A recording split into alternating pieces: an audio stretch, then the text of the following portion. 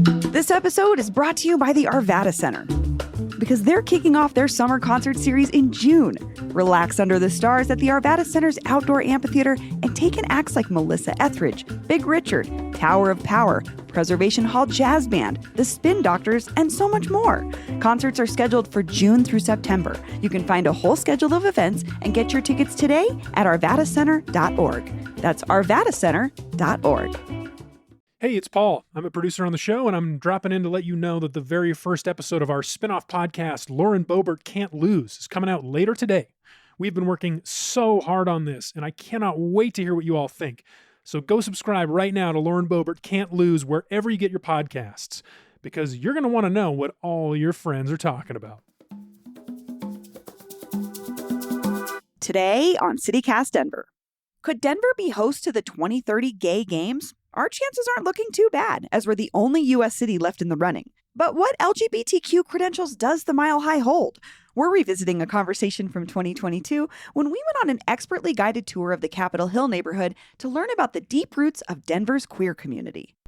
Today is Wednesday, May 15th. I'm Bree Davies, and here's what Denver's talking about.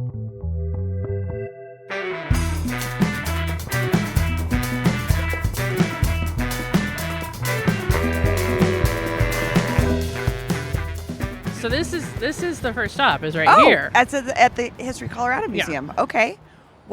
Tell me about it. So, hello. So, again,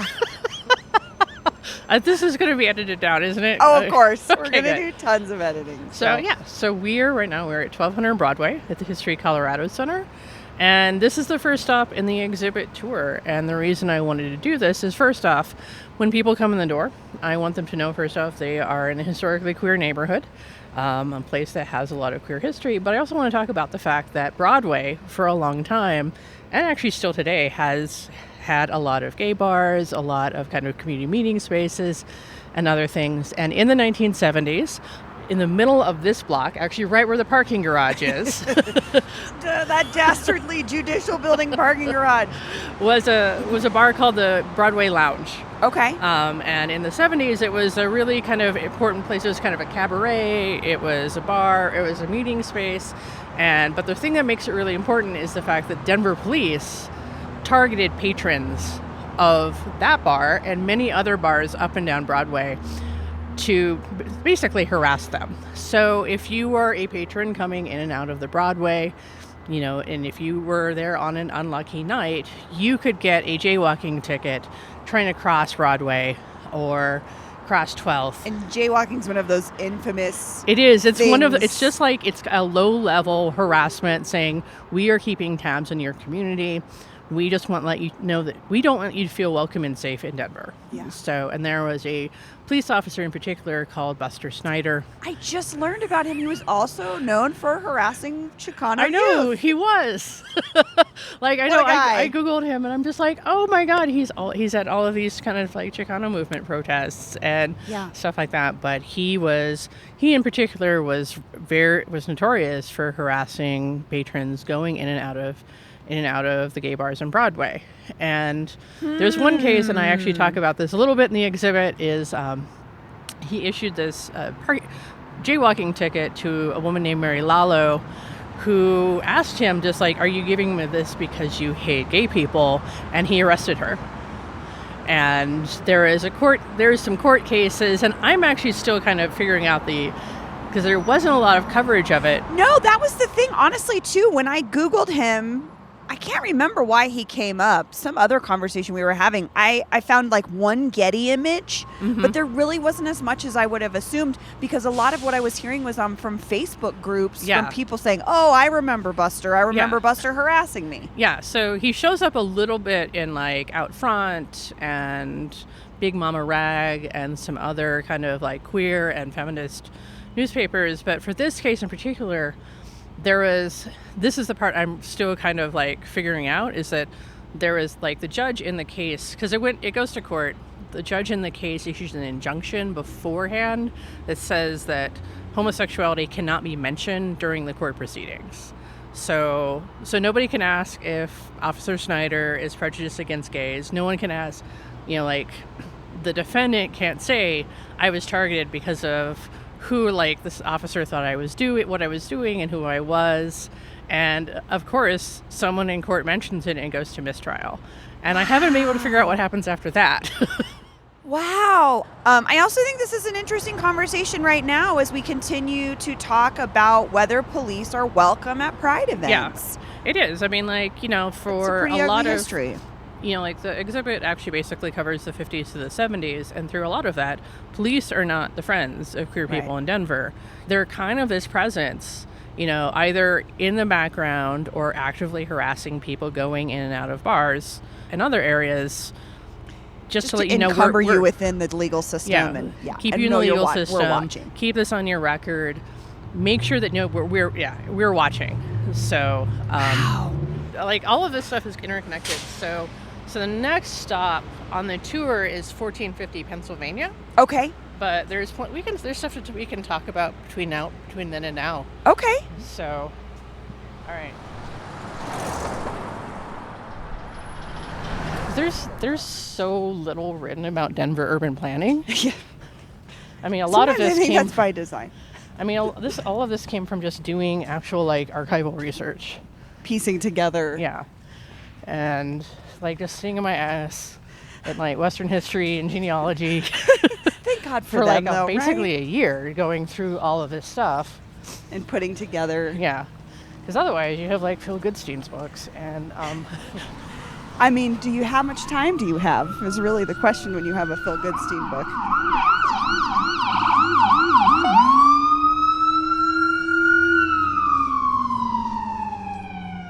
I don't know if now's a good time to talk about it, but that that idea or this neighborhood being the center of queer life in Denver, is that true anymore? That's a really good question, and I don't know if I have like a good answer because I don't think anyone has a good answer. Yeah. Because it kind of means like, what do you mean by center? Sure. Because it still is. I mean, it's obviously still a queer-coded neighborhood for a lot of people. There's still a lot of queer people living in Capitol Hill, but the question is, are they moving here because they're just like, oh, this is where the action is. This is where, X Bar is. This is a city close. Or Blush and Blue, or is it because like, oh, this is where I can find something comparatively cheap. Sure, relatively, however we want to frame it, yeah. You can still walk to things. There's still like this kind of sense of being in kind of an island, in the middle of Denver, but it's definitely the most walkable neighborhood I've ever lived in. There's a lot more bros than there used to be. Like, I lived in Capitol Hill from, like, 2009 to 2015. Ooh. And it was very noticeable. I was going to say that was prime time for that shift. Yeah. And, like, it's just kind of like, you go to Cheeseman on a Saturday, and in some ways it's great because there's all of these people, and they're happy, and they're hanging out, and they're having a good time, but you're like, there's a lot of bros here. bros with labs. Totally.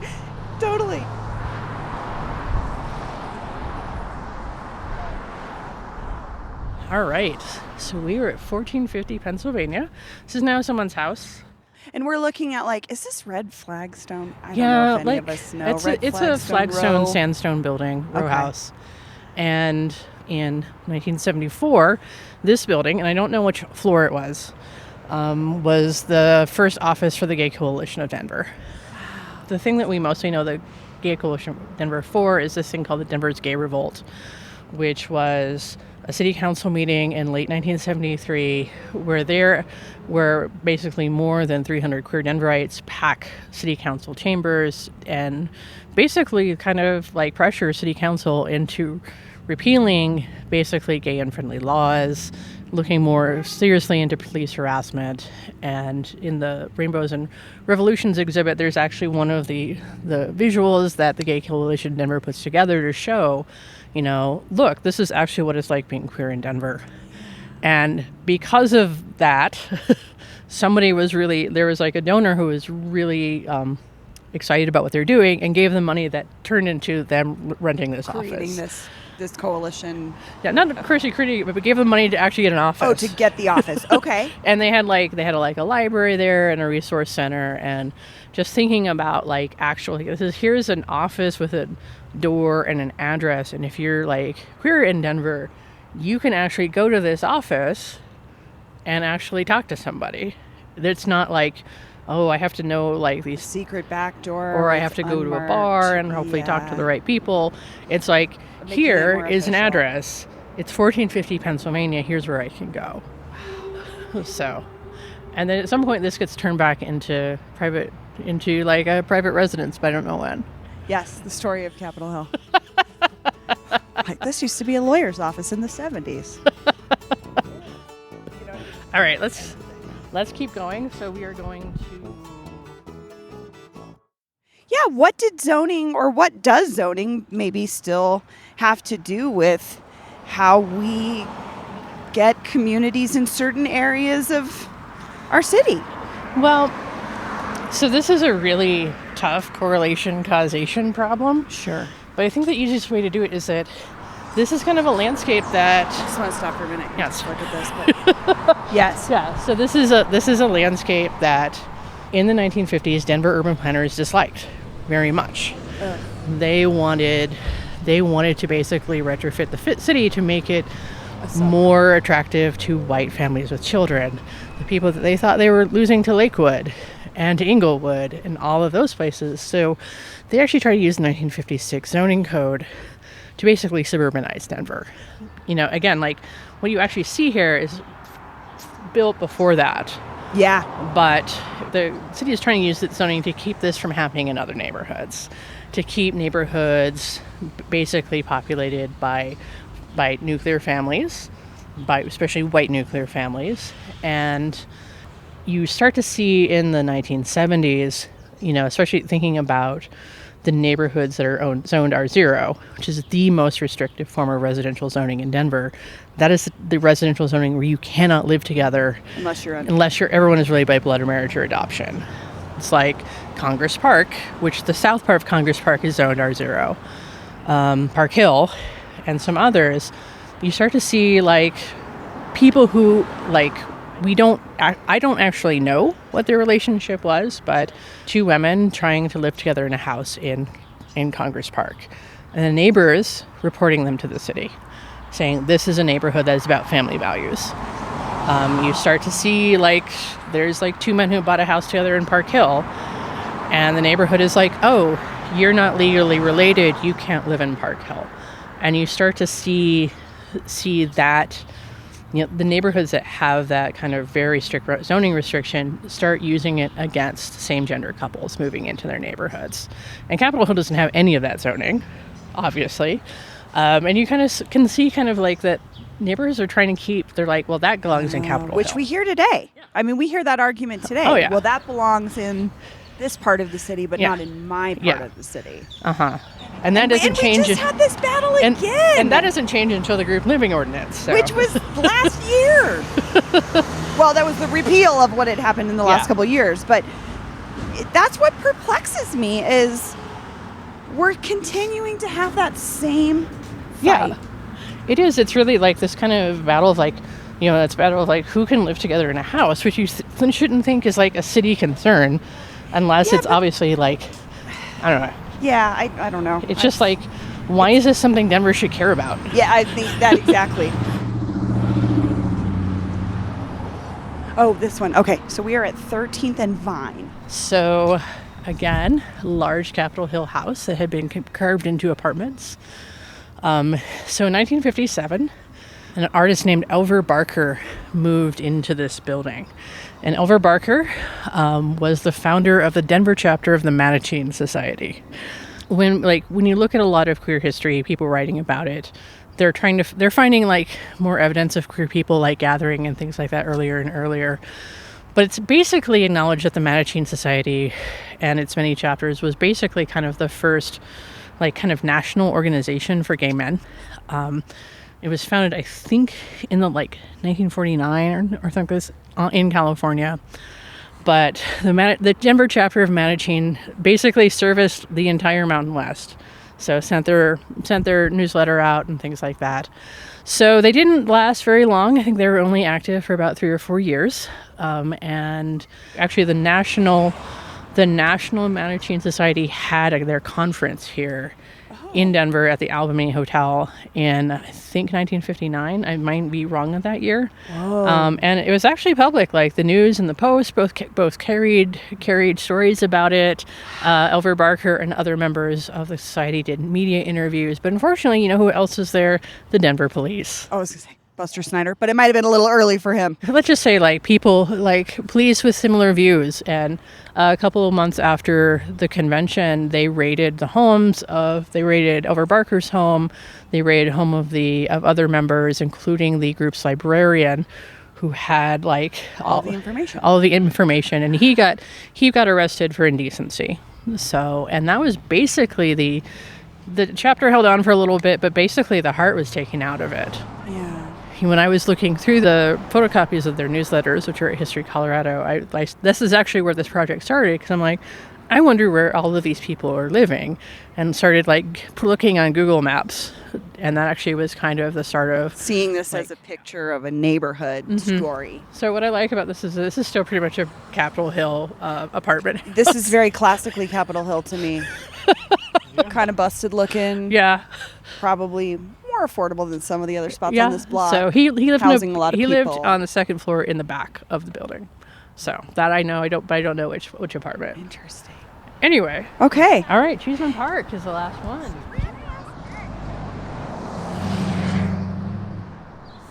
So I have to say, like, the biggest improvement in Capitol Hill since I moved back is closing Cheeseman mostly to cars. To cars. Yeah. Oh, you mean making it a park?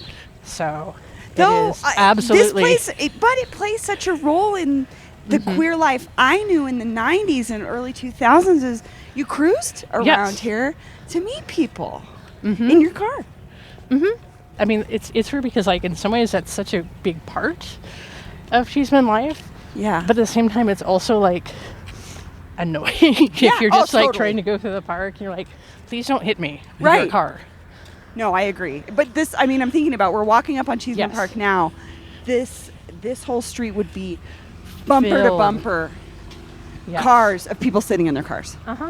And one of the things that you see in a lot of kind of the literature on Cheeseman and cruising is, like, you know, whenever there's like police crackdowns on cruising and stuff like that going, those are people coming from other parts of Denver. Yeah, to meet people. Yeah. Because they're not able to do that in their own neighborhood. Yeah, like I think, and I can't remember, there's sometime in the 80s, there's like a survey done of license plates of men arrested for cruising, and most of them are from Aurora. Where are they going to go in Aurora? Right. I can't say I've really been to any, like, queer space. Especially in like 1985. Oh, can't imagine. So the other story is Pride. Obviously. Sure. Pride begins in Cheeseman Park and goes down Colfax to Civic Center. But this is where the first Denver Pride event took place. So in 1974, a bunch of queer activists held a gay-in at Cheeseman Pavilion. And then they, you know, had a picnic and other stuff as park police kind of hovered nearby. It was kind of celebratory and important, but it was also clearly the city and the police were keeping tabs of what was going on. And that idea of the radical act of just being public. Yes. Like, we are just here. And arguably one of the premier public spaces in the city. Anyway, so ever since then, there's always Pride events going on in Cheeseman, whether it's gathering for the parade, having concerts, just having like kind of, you know, like picnics and other things. So in some ways, like the Cheeseman part of the story is kind of about gathering. It's about community. It's about kind of joy. Because, like, you know, if you're here on a Saturday, it's pop. And even if there's tons of bros, it's still like there's all these people gathered and they're having a good time. And maybe people are roller skating or tango dancing. There's like a queer roller skating contingent I associate very or much with the park. Last time I walked through here, somebody was getting pictures taken for their quinceañera. You know, it's like it's a park. It's a public gathering space that serves all these functions. And it's not like, you know, all sweaty exercise people like Washington Park.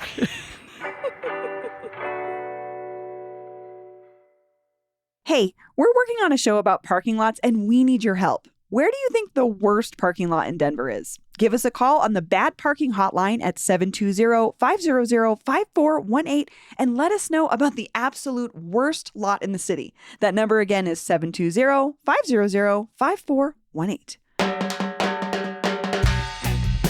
That's all for today here on CityCast Denver. If you enjoyed this show, why not take a minute to tell Governor Jared Polis' husband Marlon Reese about us? Rate the show wherever you get your podcasts and subscribe to our morning newsletter and learn more about us at denver.citycast.fm. We'll be back tomorrow morning with more news from around the city. Bye-bye.